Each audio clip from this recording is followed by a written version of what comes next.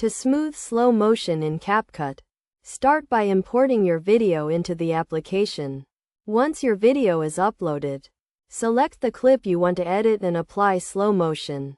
CapCut offers a range of speed options, so choose the one that suits your needs. Next, to smooth the slow motion, you need to adjust the frame rate. CapCut allows you to adjust the frame rate by selecting the clip and clicking on the speed option. Look for the frame rate option and set it to a higher number, such as 60 or 120 frames per second. This will help to create a smoother slow motion effect. Another way to smooth slow motion in CapCut is by using the optical flow feature.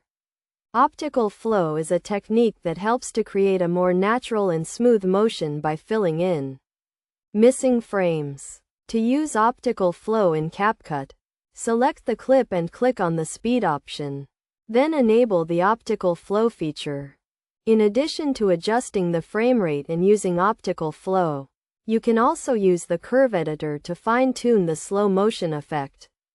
The curve editor allows you to adjust the speed of the clip over time, creating a more dynamic and interesting effect.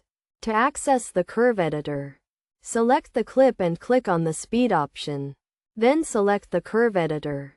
When smoothing slow motion in CapCut, it is essential to consider the type of footage you are working with. For example, if you are working with footage that has a lot of fast motion, you may need to adjust the frame rate and optical flow settings accordingly.